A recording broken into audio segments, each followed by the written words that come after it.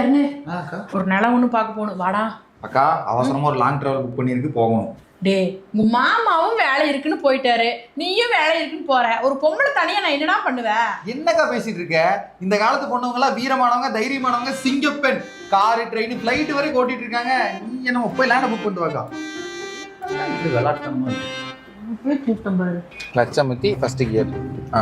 சூப்பருங்க. அவ்வளவுதான். மெதுவா கிளட்ச் ரிலீஸ் பண்ணுங்க. மெதுவா மெதுவா மெதுவா. பரவாயில்ல. ஃபர்ஸ்ட் டைம் அப்படிதான் இருக்கும்.